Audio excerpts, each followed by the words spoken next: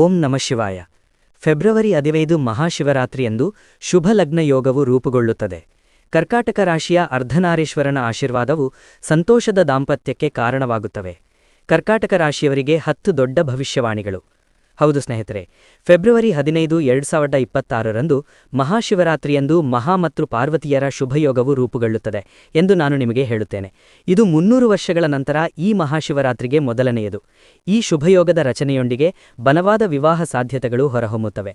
ಹೌದು ಸ್ನೇಹಿತರೆ, ಇದರೊಂದಿಗೆ ಈ ಮಹಾಶಿವರಾತ್ರಿಯಂದು ಹಲವಾರು ಇತರ ಶುಭಯೋಗಗಳು ಸಹ ರೂಪುಗೊಳ್ಳುತ್ತವೆ. ಇದು ಕರ್ಕಾಟಕ ರಾಶಿಯ ಸ್ಥಳೀಯರಿಗೆ ವಿವಾಹದ ಶುಭಕ್ಷಣವನ್ನು ತರುತ್ತದೆ. ಈ ಮಹಾಶಿವರಾತ್ರಿಯು ಶಿವ ಮತ್ತು ಗೌರಿ ದೇವಿಯ ವಿಶೇಷ ಆಶೀರ್ವಾದಗಳನ್ನು ತರುತ್ತದೆ. ಪರಿಣಾಮವಾಗಿ ಮಹಾಶಿವರಾತ್ರಿಯ ನಂತರ ಕರ್ಕಾಟಕ ರಾಶಿಯ ಸ್ಥಳೀಯರು ಕೌಟುಂಬಿಕ ತೊಂದರೆಗಳಿಂದಾಗಿ ಮದುವೆಯಲ್ಲಿ ಎದುರಿಸುವ ಯಾವುದೇ ಅಡೆತಡೆಗಳು ಮತ್ತು ತೊಂದರೆಗಳು ಈಗ ನಿವಾರಣೆಯಾಗುತ್ತವೆ. ಹೌದು ಸ್ನೇಹಿತರೆ, ಮಹಾಶಿವರಾತ್ರಿಯ ನಂತರ ಕರ್ಕಾಟಕ ರಾಶಿಯವರಿಗೆ ಶುಭವನ್ನು ಅನುಭವಿಸುವ ಸಮಯ ಬಂದಿದೆ.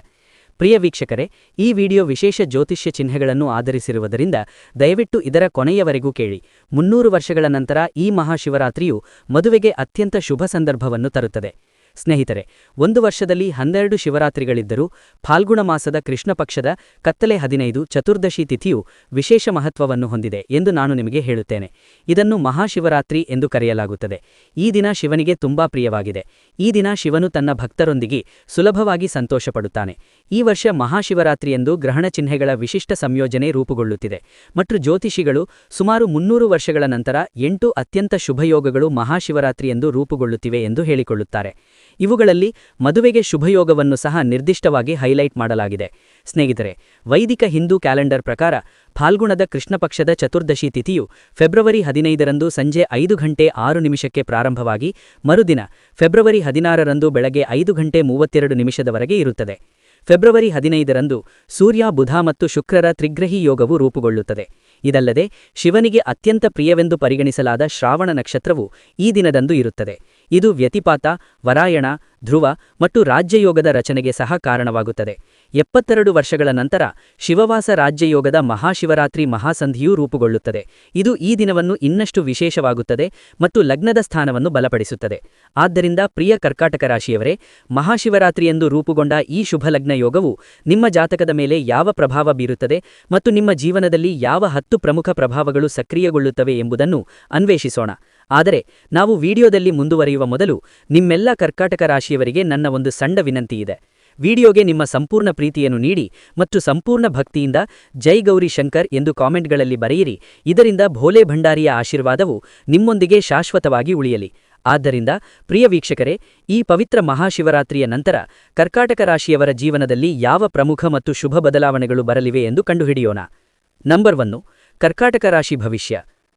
ಫೆಬ್ರವರಿ 15, 2026ರಂದು ಮಹಾಶಿವರಾತ್ರಿಯು ಸಾಮಾನ್ಯ ಹಬ್ಬವಲ್ಲ, ಆದರೆ ಕರ್ಕಾಟಕ ರಾಶಿಯವರಿಗೆ ಜೀವನ ಬದಲಾಯಿಸುವ ದೈವಿಕ ಸಂದೇಶವನ್ನು ತರುತ್ತದೆ. ಈ ದಿನದಂದು ಶಿವ ಮತ್ತು ತಾಯಿ ಪಾರ್ವತಿಯವರ ಅರ್ಧನಾರೀಶ್ವರನ ರೂಪದಲ್ಲಿ ಅವರ ಸಂಯುಕ್ತ ಆಶೀರ್ವಾದಗಳು ವಿಶೇಷವಾಗಿ ಕರ್ಕಾಟಕ ರಾಶಿಯವರ ಮೇಲೆ ಬೀಳುತ್ತದೆ. ಹೌದಾ ಸ್ನೇಹಿತರೆ, ಜ್ಯೋತಿಷ್ಯ ಲೆಕ್ಕಾಚಾರಗಳ ಪ್ರಕಾರ ಸುಮಾರು 300 ವರ್ಷಗಳ ನಂತರ ಮಹಾಶಿವರಾತ್ರಿಯೆಂದು ಅಂತಹ ಶುಭಲಗ್ನ ಯೋಗವು ರೂಪುಗೊಳ್ಳುತ್ತಿದೆ ಎಂದು ಹೇಳಲಾಗುತ್ತದೆ. ಇದು ಮದುವೆಗೆ ಬಲವಾದ ಸಾಧ್ಯತೆಯನ್ನು ನೇರವಾಗಿ ಸಕ್ರಿಯಗೊಳಿಸುತ್ತದೆ.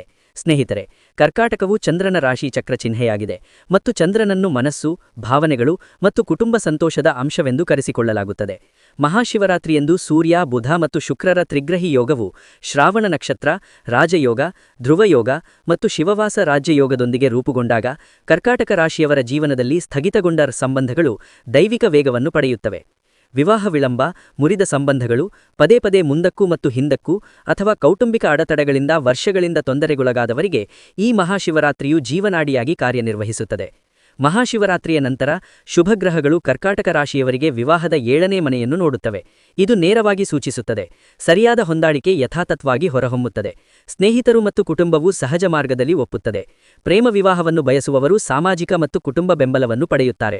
ವಿಶೇಷವಾಗಿ ಚಂದ್ರದೋಷ, ಗುರು ಅಡೆತಡೆಗಳು ಅಥವಾ ಜಾತಕದಲ್ಲಿ ದುರ್ಬಲ ಶುಕ್ರನಿರುವ ಕರ್ಕಾಟಕ ರಾಶಿಯವರು ಸಾಮಾಜಿಕ ಮತ್ತು ಕೌಟುಂಬಿಕ ಬೆಂಬಲವನ್ನು ಅನುಭವಿಸಲು ಪ್ರಾರಂಭಿಸುತ್ತಾರೆ. ಮಹಾಶಿವರಾತ್ರಿಯಂದು ಪೂಜೆ ಮಾಡುವುದರಿಂದ ಈ ದೋಷಗಳು ನಿವಾರಣೆಯಾಗುತ್ತವೆ. ಶಿವನ ಆಶೀರ್ವಾದದಿಂದ ಸಂಬಂಧಗಳು ಭಾವನಾತ್ಮಕವಾಗಿ ಸ್ಥಿರವಾಗುತ್ತವೆ ಮತ್ತು ಆಗಾಗ್ಗೆ ವಿವಾದಗಳು ಕೊನೆಗೊಳ್ಳುತ್ತವೆ. ಸ್ನೇಹಿತರೆ, ಇದು ಕೇವಲ ಮದುವೆಗಳನ್ನು ಮಾಡಿಕೊಳ್ಳುವ ಸಮಯವಲ್ಲ. ಜೀವನ ಸಂಗಾತಿಯ ಆಗಮನದೊಂದಿಗೆ ಅದೃಷ್ಟ ತೆರೆಯುವ ಸಮಯ.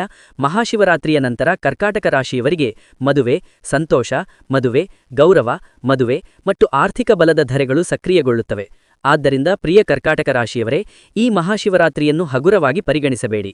ನಿಮ್ಮ ಮದುವೆಯ ಪಥದಲ್ಲಿರುವ ಅಡೆತಡೆಗಳನ್ನು ನಿವಾರಿಸಲು ಶಿವ ಮತ್ತು ಗೌರಿದೇವಿ ಸ್ವತಃ ಬರುತ್ತಿದ್ದಾರೆ. ಎರಡನೆಯದು, ಕರ್ಕಾಟಕ ರಾಶಿಯವರಿಗೆ ಎರಡನೆಯ ಭವಿಷ್ಯ. ಪ್ರಿಯ ಕರ್ಕಾಟಕ ರಾಶಿಯವರೇ, ನಿಮ್ಮ ಮನಸ್ಸಿನಲ್ಲಿ ಈ ಪ್ರಶ್ನೆ ಇದ್ದರೆ, ನಾನು ಯಾವಾಗ ಮದುವೆಯಾಗುತ್ತೇನೆ? ಪ್ರತಿ ಬಾರಿಯೂ ಸಂಬಂಧ ಏಕೆ ಮುರಿಯುತ್ತದೆ? ನಿಮ್ಮ ಕುಟುಂಬ ಸದಸ್ಯರು ಏಕೆ ಒಪ್ಪುವುದಿಲ್ಲ? ಹಾಗಾದರೆ ಸ್ನೇಹಿತರೆ, ಫೆಬ್ರವರಿ 15, 2026ರಂದು ಮಹಾಶಿವರಾತ್ರಿಯು ಈ ಎಲ್ಲ ಪ್ರಶ್ನೆಗಳಿಗೆ ಅಂತಿಮ ಉತ್ತರವಾಗಿರುತ್ತದೆ. ಈ ಮಹಾಶಿವರಾತ್ರಿಯೆಂದು ರೂಪುಗೊಳ್ಳುವ ಶಿವ ಮತ್ತು ಪಾರ್ವತಿಯವರ ಮಹಾಸಂಯೋಗವು ಕರ್ಕಾಟಕ ರಾಶಿಯವರ ಜೀವನದಲ್ಲಿ ವೈವಾಹಿಕ ಸ್ಥಿರತೆಯ ಆಶೀರ್ವಾದವನ್ನು ತರುತ್ತದೆ. ಜ್ಯೋತಿಷ್ಯ ಪ್ರಕಾರ ಈ ದಿನದಂದು ಶಿವವಾಸ ರಾಜ್ಯ ನಿರ್ಮಾಣವಾಗುತ್ತದೆ. ಈ ಯೋಗವು ಕರ್ಕಾಟಕದ 2ನೇ ಮತ್ತು 7ನೇ ಮನೆಗಳನ್ನು ನೇರವಾಗಿ ಸಕ್ರಿಯಗೊಳಿಸುತ್ತದೆ. ಇವುಗಳನ್ನು ಮದುವೆ ಮತ್ತು ಕೌಟುಂಬಿಕ ಸಂತೋಷದ ಪ್ರಾಥಮಿಕ ಮನೆಗಳೆಂದು ಪರಿಗಣಿಸಲಾಗುತ್ತದೆ. 28, 30 ಅಥವಾ 35 ವರ್ಷಕ್ಕಿಂತ ಮೇಲ್ಪಟ್ಟ ಕರ್ಕಾಟಕ ರಾಶಿಯವರು ಪದೇ ಪದೇ ವಿವಾಹ ಮುಂದೂಡಿಕೆಯಾಗುವುದರಿಂದ ಮಾನಸಿಕ ಒತ್ತಡವನ್ನು ಅನುಭವಿಸುತ್ತಿದ್ದಾರೆ, ಅಥವಾ ಅವರ ಜಾತಕದಲ್ಲಿನ ಮಂಗಳ ದೋಷ ಅಥವಾ ಗ್ರಹಗಳ ಅಡೆತಡೆಗಳಿಂದ ತೊಂದರೆಗೊಳಗಾಗುತ್ತಿದ್ದಾರೆ. ಈ ಮಹಾಶಿವರಾತ್ರಿ ಅವರಿಗೆ ದೈವಿಕ ಹಸ್ತಕ್ಷೇಪವನ್ನು ತರುತ್ತದೆ. ಮಹಾಶಿವರಾತ್ರಿಯ ನಂತರ ನಿಮ್ಮ ಸ್ವಭಾವಕ್ಕೆ ಹೊಂದಿಕೆಯಾಗುವ ಸಂಬಂಧಗಳು ಇದ್ದಕ್ಕಿದ್ದಂತೆ ಹೊರಹೊಮ್ಮುತ್ತವೆ. ನೀವು ಆರ್ಥಿಕವಾಗಿ ಸ್ಥಿರರಾಗಿರುತ್ತೀರಿ ಮತ್ತು ಭಾವನಾತ್ಮಕವಾಗಿ ಬುದ್ಧಿವಂತರಾಗಿರುತ್ತೀರಿ. ಮುಖ್ಯವಾಗಿ ಕರ್ಕಾಟಕ ರಾಶಿಯವರಿಗೆ ಈ ಬಾರಿಯ ಮದುವೆಯು ಕೇವಲ ಸಾಮಾಜಿಕ ಬಂಧವಲ್ಲ, ಆದರೆ ಕರ್ಮವಾಗಿರುತ್ತದೆ. ಈ ಸಂಬಂಧವು ಹಿಂದಿನ ಜನ್ಮಗಳ ಅಪೂರ್ಣ ಕರ್ಮವನ್ನು ಪೂರೈಸುತ್ತದೆ. ಆದ್ದರಿಂದ ಮದುವೆಯು ಮಾನಸಿಕ ಶಾಂತಿ, ಸಂತೋಷ, ಮನೆಯಲ್ಲಿ ಸಮೃದ್ಧಿಯನ್ನು ತರುತ್ತದೆ ಮತ್ತು ಪೋಷಕರ ಆರೋಗ್ಯವನ್ನು ಸುಧಾರಿಸುತ್ತದೆ. ಆರ್ಥಿಕ ಲಾಭಕ್ಕಾಗಿ ಹೊಸ ಮಾರ್ಗಗಳು ಸ್ವಯಂಚಾಲಕವಾಗಿ ಹೊರಹೊಮ್ಮುತ್ತವೆ. ಮಹಾಶಿವರಾತ್ರಿಯಂದು ಕರ್ಕಾಟಕ ರಾಶಿಯವರು ಶಿವಲಿಂಗಕ್ಕೆ ಹಾಲು, ಅಕ್ಕಿ ಮತ್ತು ಬೇಲ್ಪತ್ರವನ್ನು ಅರ್ಪಿಸಬೇಕು. ಓಂ ನಮಃ ಶಿವಾಯ 108 ಬಾರಿ ಪಠಿಸಿ. ವೈವಾಹಿಕ ಆನಂದಕ್ಕಾಗಿ ಗೌರೀದೇವಿಯನ್ನು ಪ್ರಾರ್ಥಿಸಿ. ಮದುವೆಗೆ ಕೊನೆಯ ಅಡಚಣೆಯೂ ದೂರವಾಗುತ್ತದೆ. ಸ್ನೇಹಿತರೆ, ಈ ಭವಿಷ್ಯವಾಣಿಯು ಸಾಮಾನ್ಯವಲ್ಲ. ಇದು 300 ವರ್ಷಗಳ ನಂತರ ರೂಪುಗೊಂಡ ದೈವಿಕ ಸಂಯೋಗದ ಫಲಿತಾಂಶವಾಗಿದೆ. ಇದರಲ್ಲಿ ಶಿವನು ಸ್ವತಃ ಕರ್ಕಾಟಕ ವಿವಾಹಕ್ಕೆ ಸಾಕ್ಷಿಯಾಗಲಿದ್ದಾನೆ. ಸಂಖ್ಯೆ 3, ಕರ್ಕಾಟಕ ರಾಶಿಯವರಿಗೆ 3ನೇ ಭವಿಷ್ಯ. ಕರ್ಕಾಟಕ ರಾಶಿಯವರೇ, ನಿಮ್ಮ ಜೀವನದಲ್ಲಿ ನೀವು ನಿಜವಾಗಿಯೂ ಬಯಸುವ ಸಂಬಂಧವಿದ್ದರೆ, ಆದರೆ ಸಂದರ್ಭಗಳು, ಸಮಾಜ ಅಥವಾ ಕುಟುಂಬವು ದಾರಿಯಲ್ಲಿ ನಿಂತಿದ್ದರೆ, ಫೆಬ್ರವರಿ 15, 2026ರಂದು ಮಹಾಶಿವರಾತ್ರಿಯು ನಿಮಗೆ ನಿರ್ಣಾಯಕ ತಿರುವು ತರುತ್ತಿದೆ. ಈ ಮಹಾಶಿವರಾತ್ರಿಯು ಕೇವಲ ಪೂಜೆಯ ಹಬ್ಬವಲ್ಲ, ಆದರೆ ನಿಮ್ಮ ಭಾವನೆಗಳನ್ನು ಮೌಲ್ಯೀಕರಿಸಲು ಒಂದು ದೈವಿಕ ಅವಕಾಶವಾಗಿದೆ. ಸ್ನೇಹಿತರೆ, ಕರ್ಕಾಟಕವು ಭಾವನೆಗಳ ಸಂಕೇತವಾಗಿದೆ. ನೀವು ನಿಮ್ಮ ಹೃದಯದೊಂದಿಗೆ ಸಂಪರ್ಕ ಸಾಧಿಸುತ್ತೀರಿ. ಆದರೆ ಪ್ರೇಮ ವಿವಾಹದ ವಿಷಯಕ್ಕೆ ಬಂದಾಗ ನೀವು ಹೆಚ್ಚಿನ ಮಾನಸಿಕ ಒತ್ತಡವನ್ನು ಸಹಿಸಿಕೊಳ್ಳುತ್ತೀರಿ. ಕೆಲವೊಮ್ಮೆ ಇದು ಕುಟುಂಬ ಭಿನ್ನಾಭಿಪ್ರಾಯ, ಕೆಲವೊಮ್ಮೆ ಸಾಮಾಜಿಕ ಭಯ ಮತ್ತು ಕೆಲವೊಮ್ಮೆ ನಿಮ್ಮ ಸ್ವಂತ ಗೊಂದಲ. ಈ ಕಾರಣಗಳಿಗಾಗಿ ಅನೇಕ ಕರ್ಕಾಟಕ ರಾಶಿಯವರ ಪ್ರೀತಿ ವರ್ಷಗಳವರೆಗೆ ಈಡೇರದೆ ಉಳಿಯುತ್ತದೆ. ಆದರೆ ಸ್ನೇಹಿತರೆ, ಈ ಮಹಾಶಿವರಾತ್ರಿಯೆಂದು ರೂಪುಗೊಳ್ಳುವ ಅರ್ಧನಾರೀಶ್ವರ ಯೋಗವು ಪ್ರೀತಿ ಮತ್ತು ಮದುವೆಯ ನಡುವಿನ ಅಂತರವನ್ನು ಕಡಿಮೆ ಮಾಡಲಿದೆ. ಮಹಾಶಿವರಾತ್ರಿಯ ನಂತರ 5ನೇ ಮನೆ ಪ್ರೀತಿ ಮತ್ತು 7ನೇ ಮನೆ ಕರ್ಕಾಟಕ ರಾಶಿಯ ವಿವಾಹದ ನಡುವೆ ಶುಭಗ್ರಹಗಳ ನೇರ ಸಂಪರ್ಕವು ರೂಪುಗೊಳ್ಳುತ್ತದೆ. ಇದು ಪ್ರೇಮ ಸಂಬಂಧಗಳು ಕುಟುಂಬದ ಅನುಮೋದನೆಯನ್ನು ಪಡೆಯಲು ಪ್ರಾರಂಭಿಸುತ್ತವೆ ಎಂದು ಸೂಚಿಸುತ್ತದೆ. ವರ್ಷಗಳಿಂದ ಮರೆಮಾಡಲಾಗಿದ್ದ ಸಂಬಂಧಗಳು ಬಹಿರಂಗಗೊಳ್ಳುತ್ತವೆ. ಕಾಲಹರಣ ಮಾಡುತ್ತಿದ್ದ ಯಾವುದೇ ಭಯವು ಸ್ವಯಂಚಾಲಕವಾಗಿ ಕಣ್ಮರೆಯಾಗುತ್ತದೆ. ಸ್ನೇಹಿತರು, ವಿಶೇಷವಾಗಿ ಜಾತಿ ವ್ಯತ್ಯಾಸಗಳು ಅಥವಾ ಆರ್ಥಿಕ ಪರಿಗಣನೆಗಳಿಂದ ಸಂಬಂಧಗಳು ಅಡ್ಡಿಪಡಿಸಲ್ಪಟ್ಟ ಕರ್ಕಾಟಕ ರಾಶಿಯವರು ಇದ್ದಕ್ಕಿದ್ದಂತೆ ಪರಿಹಾರದ ಮಾರ್ಗವನ್ನು ಕಂಡುಕೊಳ್ಳುತ್ತಾರೆ. ಪಾರ್ವತೀ ದೇವಿಯ ಆಶೀರ್ವಾದವು ಪ್ರೀತಿಯನ್ನು ಪವಿತ್ರ ಬಂಧವಾಗಿ ಪರಿವರ್ತಿಸಲು ಸಹಾಯ ಮಾಡುತ್ತದೆ. ಮಹಾಶಿವರಾತ್ರಿಯ ನಂತರ ಸಂಭಾಷಣೆಗಳ ದಿಕ್ಕು ಬದಲಾಗುತ್ತದೆ. ಹಿಂದೆ ವಿರೋಧಿಸುತ್ತಿದ್ದವರು ಈಗ ಅರ್ಥಮಾಡಿಕೊಳ್ಳಲು ಪ್ರಾರಂಭಿಸುತ್ತಾರೆ. ಈ ಬದಲಾವಣೆಯು ತರ್ಕದ ಮೂಲಕವಲ್ಲ, ಆದರೆ ದೇವಿಯ ಅನುಗ್ರಹದಿಂದ ಸಂಭವಿಸುತ್ತದೆ. ಕರ್ಕಾಟಕ ರಾಶಿಯವರಿಗೆ ಪ್ರೀತಿಯು ವಿಘಟನೆಯಲ್ಲಿ ಕೊನೆಗೊಳ್ಳಲಿಲ್ಲ, ಆದರೆ ಮದುವೆಯಾಗಿ ರೂಪಾಂತರಗೊಳ್ಳುತ್ತದೆ ಎಂದು ಇದು ಸ್ಪಷ್ಟವಾಗಿ ಸೂಚಿಸುತ್ತದೆ. ಸ್ನೇಹಿತರೆ, ಕರ್ಕಾಟಕ ರಾಶಿಯವರು ಮಹಾಶಿವರಾತ್ರಿಯ ರಾತ್ರಿ ಶಿವ ಮತ್ತು ಪಾರ್ವತಿಯರನ್ನು ಧ್ಯಾನಿಸಿ ತಮ್ಮ ಪ್ರೀತಿಯನ್ನು ಅರ್ಪಿಸಿದರೆ ಈ ಸಂಬಂಧವು ಆಜೀವ ಸ್ಥಿರತೆಯನ್ನು ಕಂಡುಕೊಳ್ಳುತ್ತದೆ. ಸಂಖ್ಯೆ 4. ಕರ್ಕಾಟಕ ರಾಶಿಯ 4ನೇ ಭವಿಷ್ಯ. ಈ ಭವಿಷ್ಯವು ಒಳಗಿನಿಂದ ಮುರಿದು ಬಿದ್ದು ಬಹುಶಃ ಮದುವೆಯೂ ಅವರ ಹಣೆಬರಹವಲ್ಲ ಎಂದು ಯೋಚಿಸಲು ಪ್ರಾರಂಭಿಸುವವರಿಗೆ. ಪ್ರತಿ ಬಾರಿಯೂ ಸಂಬಂಧ ಏಕೆ ತಪ್ಪಾಗುತ್ತದೆ? ನನ್ನಲ್ಲೇನಾದರೂ ತಪ್ಪಾಗಿದೆಯೇ? ಸ್ನೇಹಿತರೆ, ನೀವು ಈ ಪ್ರಶ್ನೆಗಳ ಹೊರೆಯನ್ನು ಬಹಳ ಸಮಯದಿಂದ ಹೊರುತ್ತಿದ್ದೀರಿ. ಆದರೆ ಫೆಬ್ರವರಿ 15, 2026ರಂದು ಮಹಾಶಿವರಾತ್ರಿಯು ಈ ಮಾನಸಿಕ ದುಃಖವನ್ನು ಕೊನೆಗೊಳಿಸಲಿದೆ. ಈ ದಿನದಂದು ರೂಪುಗೊಳ್ಳುವ ಶಿವವಾಸ ರಾಜ್ಯಯೋಗವು ವರ್ಷಗಳಿಂದ ಮದುವೆಯಲ್ಲಿ ವಿಳಂಬ ಮತ್ತು ಅಸ್ಥಿರತೆಯನ್ನು ಉಂಟುಮಾಡುತ್ತಿದ್ದ ಕರ್ಕರಾಶಿಯವರ ಗ್ರಹಗಳ ಅಡೆತಡೆಗಳನ್ನು ತೆಗೆದುಹಾಕುತ್ತದೆ. ಅನೇಕ ಕರ್ಕರಾಶಿಯವರ ಜಾತಕಗಳಲ್ಲಿ ಚಂದ್ರನ ದೌರ್ಬಲ್ಯ, ಶುಕ್ರನ ಮೇಲೆ ರಾಹು ಮತ್ತು ಕೇತುವಿನ ಪ್ರಭಾವ ಅಥವಾ 7ನೇ ಮನೆಯ ಮೇಲಿನ ದುಷ್ಟ ಪ್ರಭಾವದಿಂದಾಗಿ ಸಂಬಂಧಗಳು ಮುರಿದು ಬಿದ್ದಿವೆ. ಆದರೂ ಮಹಾಶಿವರಾತ್ರಿಯ ನಂತರ ಈ ಗ್ರಹಸ್ಥಾನಗಳು ಸಕಾರಾತ್ಮಕವಾಗಿ ಬದಲಾಗಲು ಪ್ರಾರಂಭಿಸುತ್ತವೆ. ಈ ಬದಲಾವಣೆ ಹಠಾತ್ತಾಗಿರುತ್ತದೆ, ಆದರೆ ಅದರ ಪರಿಣಾಮ ಶಾಶ್ವತವಾಗಿರುತ್ತದೆ. ವಿಚೋದನೆಯ ನಂತರ ಒಂಟಿತನ, ಮುರಿದ ನಿಶ್ಚಿತಾರ್ಥಗಳಿಂದಾಗಿ ಭಾವನಾತ್ಮಕ ಆಘಾತ ಅಥವಾ ವಯಸ್ಸಾದ ಕಾರಣದಿಂದ ಹತಾಶೆಯಿಂದ ಬಳಲುತ್ತಿರುವ ಕರ್ಕಾಟಕ ರಾಶಿಯವರಿಗೆ ಈ ಸಮಯವು ಹೊಸ ಜೀವನದ ಆರಂಭದಂತಿರುತ್ತದೆ. ಮಹಾಶಿವರಾತ್ರಿಯ ನಂತರ ನಿಮ್ಮ ನೋವನ್ನು ಅರ್ಥಮಾಡಿಕೊಳ್ಳುವ, ನಿಮ್ಮನ್ನು ಸ್ವೀಕರಿಸುವ ಮತ್ತು ಮತ್ತೆ ನಂಬಲು ಕಲಿಸುವ ಸಂಬಂಧವು ಹೊರಹೊಮ್ಮುತ್ತದೆ. ಈ ಮದುವೆಯು ಸಾಮಾಜಿಕ ಜವಾಬ್ದಾರಿಯಷ್ಟೇ ಅಲ್ಲ, ಭಾವನಾತ್ಮಕ ಪುನರ್ಜನ್ಮವೂ ಆಗಿರುತ್ತದೆ. ಮನೆಯಲ್ಲಿ ವಾತಾವರಣ ಬದಲಾಗುತ್ತದೆ, ಮನಸ್ಸು ಶಾಂತವಾಗುತ್ತದೆ ಮತ್ತು ವರ್ಷಗಳಿಂದ ಒಳಗಿದ್ದ ಶೂನ್ಯವು ತುಂಬಲು ಪ್ರಾರಂಭಿಸುತ್ತದೆ. ಈ ಮಹಾಶಿವರಾತ್ರಿಯಂದು ಕರ್ಕಾಟಕ ರಾಶಿಯವರು ತಮ್ಮ ಹೃದಯಗಳನ್ನು ಶಿವಲಿಂಗಕ್ಕೆ ಅರ್ಪಿಸಿದರೆ ಶಿವನೇ ಜೀವಸಂಗಾತಿಗೆ ದಾರಿ ಮಾಡಿಕೊಡುತ್ತಾರೆ. ಸಂಖ್ಯೆ 5. ಮದುವೆಯ ಪ್ರಸ್ತಾಪವು ಇದ್ದಕ್ಕಿದ್ದಂತೆ ಬರುತ್ತದೆ. ಕರ್ಕಾಟಕ ರಾಶಿಯವರ ಭವಿಷ್ಯವು ಸಂಪೂರ್ಣವಾಗಿ ಬದಲಾಗುತ್ತದೆ. ಮದುವೆಯ ಪ್ರಸ್ತಾಪವು ತಮ್ಮ ಜೀವನದಲ್ಲಿ ಇಷ್ಟೊಂದು ಇದ್ದಕ್ಕಿದ್ದಂತೆ ಬರುತ್ತದೆ ಎಂದು ಎಂದಿಗೂ ಊಹಿಸದ ಕರ್ಕಾಟಕ ರಾಶಿಯವರಿಗೆ ಈ ಭವಿಷ್ಯವಾಣಿ. ಫೆಬ್ರವರಿ 15, 2026ರಂದು ಮಹಾಶಿವರಾತ್ರಿಯ ನಂತರ ಸಂಭವಿಸುವ ಗ್ರಹ ಬದಲಾವಣೆಗಳು ಅವರು ಹಿಂದೆ ತ್ಯಜಿಸಿದ್ದ ಕರ್ಕಾಟಕ ರಾಶಿಯವರ ಜಾತಕಗಳಲ್ಲಿ ಬಾಗಿಲು ತೆರೆಯುತ್ತದೆ. ಮಹಾಶಿವರಾತ್ರಿಯ ನಂತರ ಕರ್ಕಾಟಕದ 11ನೇ ಮನೆ ಆಸೆಯ ನೆರವೇರಿಕೆ ಮತ್ತು 7ನೇ ಮನೆ ಮದುವೆ ನಡುವೆ ವಿಶೇಷ ಸಂಪರ್ಕವು ರೂಪುಗೊಳ್ಳುತ್ತದೆ. ಈ ಸಂಯೋಜನೆಯು ಮದುವೆಯ ಪ್ರಸ್ತಾಪವು ಅನಿರೀಕ್ಷಿತವಾಗಿ ಬರುತ್ತದೆ ಎಂದು ಸೂಚಿಸುತ್ತದೆ. ಪರಿಚಯಸ್ಥರು, ಸಂಬಂಧಿಕರು ಅಥವಾ ಹಳೆಯ ಸಂಪರ್ಕದ ಮೂಲಕ ವಿಷಯವು ಮುಂದಕ್ಕೆ ತರಲ್ಪಡುತ್ತದೆ. ನಿರ್ಧಾರ ತೆಗೆದುಕೊಳ್ಳುವಲ್ಲಿ ಯಾವುದೇ ವಿಳಂಬವಿರುವುದಿಲ್ಲ. ವಿಷಯಗಳು ವೇಗವಾಗಿ ಮುಂದುವರಿಯುತ್ತವೆ. ಸಮಯ ಸರಿಯಾಗಿಲ್ಲ ಎಂದು ವರ್ಷಗಳಿಂದ ಕೇಳುತ್ತಿರುವ ಕರ್ಕಾಟಕ ರಾಶಿಯವರು ಸ್ವಲ್ಪ ಸಮಯ ಕಾಯಬೇಕು. ಪರಿಸ್ಥಿತಿ ಸರಿಯಾಗಿಲ್ಲ. ಅವರಿಗೆ ಈ ಮಹಾಶಿವರಾತ್ರಿ ಅವರ ಕಾಯುವಿಕೆಯ ಅಂತ್ಯವನ್ನು ಸೂಚಿಸುತ್ತದೆ. ಈ ಪ್ರಸ್ತಾಪವು ಅವರಿಗೆ ಮನಸ್ಸಿನ ಶಾಂತಿಯನ್ನು ತರುತ್ತದೆ. ನಿಸ್ಸಂದೇಹವಾಗಿ ಮೊದಲ ಸಂಭಾಷಣೆಯಲ್ಲಿಯೂ ಸಹ ಒಳಗಿನಿಂದ ಒಂದು ಧ್ವನಿ ಬರುತ್ತದೆ, ಇದು ಸತ್ಯ. ಮಹಾಶಿವರಾತ್ರಿಯ ನಂತರ ಕುಟುಂಬದ ವರ್ತನೆಗಳು ಸಹ ಬದಲಾಗುತ್ತವೆ. ಹಿಂದೆ ಮೌನವಾಗಿದ್ದವರು ಉಪಕ್ರಮವನ್ನು ತೆಗೆದುಕೊಳ್ಳುತ್ತಾರೆ. ವಿಳಂಬ ಮಾಡುತ್ತಿದ್ದವರು ನಿರ್ಧಾರಗಳನ್ನು ತೆಗೆದುಕೊಳ್ಳುತ್ತಾರೆ. ಈ ಬದಲಾವಣೆಯು ತರ್ಕದ ಮೂಲಕವಲ್ಲ, ಬದಲಾಗಿ ಶಿವನ ಕೃಪೆಯಿಂದ ಸಂಭವಿಸುತ್ತದೆ. ಈ ಯೋಗವು ಕರ್ಕಾಟಕ ರಾಶಿಯ ಮಹಿಳೆಯರಿಗೆ ವಿಶೇಷವಾಗಿ ಶುಭವಾಗಿದೆ. ವಿವಾಹವು ಅತ್ತೆ ಮಾವ ಮತ್ತು ಭಾವನಾತ್ಮಕ ಭದ್ರತೆಯಿಂದ ಹೆಚ್ಚಿನ ಸಂತೋಷ ಮತ್ತು ಬೆಂಬಲವನ್ನು ತರುತ್ತದೆ. ಪುರುಷರಿಗೆ ಈ ವಿವಾಹವು ವೃತ್ತಿ ಮತ್ತು ಸಂಪತ್ತಿಗೆ ಹೊಸ ಬಾಗಿಲುಗಳನ್ನು ತೆರೆಯುತ್ತದೆ. ಈ ಪ್ರಸ್ತಾಪವು ಸಂಬಂಧವನ್ನು ತರುವುದಲ್ಲದೆ ಅದೃಷ್ಟದ ಹೊಸ ಅಧ್ಯಾಯವನ್ನು ಪ್ರಾರಂಭಿಸುತ್ತದೆ. ಮಹಾಶಿವರಾತ್ರಿಯ ನಂತರ ಕರ್ಕಾಟಕ ರಾಶಿಯವರ ಜೀವನವು ಅಡೆತಡೆಗಳನ್ನು ಮೀರಿ ಸ್ಥಿರತೆಯ ಕಡೆಗೆ ಚಲಿಸುತ್ತದೆ. ಸಂಖ್ಯೆ 6. ಮದುವೆಯ ನಂತರ ಕರ್ಕಾಟಕ ರಾಶಿಯವರು ಸ್ಥಿರತೆ, ಗೌರವ ಮತ್ತು ಮಾನಸಿಕ ಶಾಂತಿಯನ್ನು ಅನುಭವಿಸುತ್ತಾರೆ. ಕರ್ಕಾಟಕ ರಾಶಿಯವರಿಗೆ ಈ ಭವಿಷ್ಯವಾಣಿಯು ಮದುವೆಯ ನಂತರದ ಜೀವನಕ್ಕೆ ಸಂಬಂಧಿಸಿದೆ. ಏಕೆಂದರೆ ಮದುವೆಯ ನಂತರ ಎಲ್ಲವೂ ಸರಿಯಾಗುತ್ತದೆಯೇ ಎಂದು ಎಲ್ಲರೂ ಭಯಪಡುತ್ತಾರೆ. 2026ನ ಮಹಾಶಿವರಾತ್ರಿಯ ನಂತರ ರೂಪುಗೊಳ್ಳುವ ವಿವಾಹ ಯೋಗಗಳು ಮದುವೆಗೆ ಮಾತ್ರ ಸೀಮಿತವಾಗಿಲ್ಲ, ಆದರೆ ಮದುವೆಯ ನಂತರ ಜೀವನವನ್ನು ಸುರಕ್ಷಿತ ಮತ್ತು ಶುಭವಾಗಿಸುತ್ತದೆ. ಪ್ರಸ್ತುತ ರೂಪುಗೊಳ್ಳುತ್ತಿರುವ ಶಿವ ಗೌರಿ ಯೋಗವು ಕರ್ಕಾಟಕದ 4ನೇ ಸಂತೋಷದ ಮನೆ ಮತ್ತು 7ನೇ ಮನೆಯನ್ನು ಸಕ್ರಿಯಗೊಳಿಸುತ್ತದೆ. ಮದುವೆಯ ನಂತರ ಮನೆಯ ವಾತಾವರಣವು ಶಾಂತಿಯುತವಾಗಿರುತ್ತದೆ ಎಂದು ಇದು ನೇರವಾಗಿ ಸೂಚಿಸುತ್ತದೆ.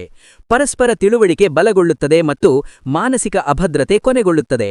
ಭಾವನಾತ್ಮಕವಾಗಿ ಸುಲಭವಾಗಿ ನೋಯಿಸುವ ಕರ್ಕಾಟಕ ರಾಶಿಯವರಿಗೆ ಈ ಮದುವೆಯು ರಕ್ಷಣಾತ್ಮಕ ಗುರಾಣಿಯಾಗಿ ಕಾರ್ಯನಿರ್ವಹಿಸುತ್ತದೆ.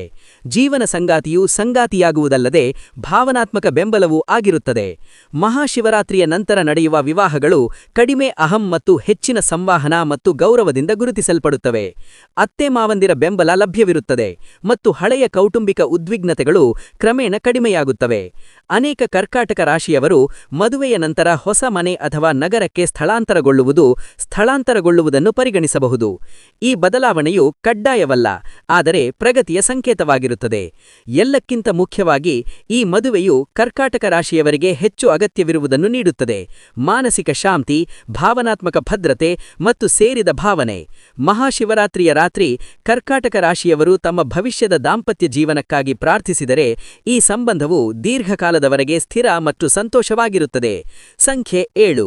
ತ್ವರಿತ ಮದುವೆಗೆ ಬಹಳ ಪರಿಣಾಮಕಾರಿ ಪರಿಹಾರ. ಸ್ನೇಹಿತರೆ, ಶಿವಪುರಾಣದಲ್ಲಿ ವಿವರಿಸಲ್ಪಟ್ಟ ಆರಂಭಿಕ ಮದುವೆ ಮತ್ತು ಅಪೇಕ್ಷಿತ ವಧೂ-ವರರನ್ನು ಹುಡುಕಲು ದೈವಿಕ ಪರಿಹಾರವು ಈ ಆಚರಣೆಯನ್ನು ಮಾಡಲು ಉತ್ತಮ ಸಮಯ. ಶಿವಪುರಾಣದ ಪ್ರಕಾರ, ಒಬ್ಬ ವ್ಯಕ್ತಿಯು ಮದುವೆಯಲ್ಲಿ ವಿಳಂಬ, ಪದೇ ಪದೇ ವಿಘಟನೆ, ಜೀವನ ಸಂಗಾತಿಯನ್ನು ಹುಡುಕುವಲ್ಲಿ ಅಡೆತಡೆಗಳು ಅಥವಾ ಕುಟುಂಬ ಭಿನ್ನಾಭಿಪ್ರಾಯಗಳನ್ನು ಅನುಭವಿಸಿದಾಗ ಅದಕ್ಕೆ ಕಾರಣ ಗ್ರಹಗಳ ಪ್ರಭಾವ ಮಾತ್ರವಲ್ಲ, ಹಿಂದಿನ ಜನ್ಮಗಳಿಂದ ಬಂದ ಅಪೂರ್ಣ ಆಚರಣೆಗಳು ಮತ್ತು ಮಾನಸಿಕ ಅಶಾಂತಿಯೂ ಸಹ. ಅಂತಹ ಸಂದರ್ಭಗಳಲ್ಲಿ ಶಿವನು ತನ್ನ ಭಕ್ತರ ಆಸೆಗಳನ್ನು ಯಾವುದೇ ತಾರತಮ್ಯವಿಲ್ಲದೆ ಮತ್ತು ಯಾವುದೇ ಷರತ್ತುಗಳಿಲ್ಲದೆ ಪೂರೈಸುವ ಏಕೈಕ ದೇವರು. ಶಿವಪುರಾಣವು ಶಿವನು ಅರ್ಧನಾರೀಶ್ವರ ಎಂದು ಕ್ಲಿಯರ್ ಆಗಿ ಹೇಳುತ್ತದೆ. ಅಂದರೆ ಅವನು ಮದುವೆಗೆ ಕಾರಣ ಮತ್ತು ಮದುವೆಯ ರಕ್ಷಕ. ಶಿವನು ಸಂತೋಷಿಸಿದಾಗ ಅಸಾಧ್ಯವಾದದ್ದು ಸಹ ಸಾಧ್ಯವಾಗುತ್ತದೆ. ಸ್ನೇಹಿತರೆ, ಮೊದಲ ಪರಿಹಾರವೆಂದರೆ ಮನಸ್ಸಿನ ಶುದ್ಧಿ. ಮೊದಲಿಗೆ ಈ ಪರಿಹಾರವನ್ನು ಪ್ರದರ್ಶನಕ್ಕಾಗಿ ಮಾಡಬಾರದು ಎಂದು, ಆದರೆ ಸಂಪೂರ್ಣ ನಂಬಿಕೆ ಮತ್ತು ಭಕ್ತಿಯಿಂದ ಮಾಡಬೇಕೆಂದು ಅರ್ಥೈಸಿಕೊಳ್ಳಬೇಕು. ಶಿವನು ಮಂತ್ರಗಳಿಂದ ಮಾತ್ರ ಸಂತೋಷಿಸುವುದಿಲ್ಲ, ಆದರೆ ಭಕ್ತಿಯಿಂದಲೂ ಸಂತೋಷಿಸುತ್ತಾನೆ. ಶಿವಪುರಾಣವು ಹೇಳುತ್ತದೆ, ಈ ಪರಿಹಾರವನ್ನು ಮಾಡಲು ಉತ್ತಮ ಸಮಯವೆಂದರೆ ಸೋಮವಾರ, ಪ್ರದೋಷಕಾಲ ಅಥವಾ ಮಹಾಶಿವರಾತ್ರಿಯೆಂದು ಈ ಆಚರಣೆಯನ್ನು ಪ್ರಾರಂಭಿಸಿ.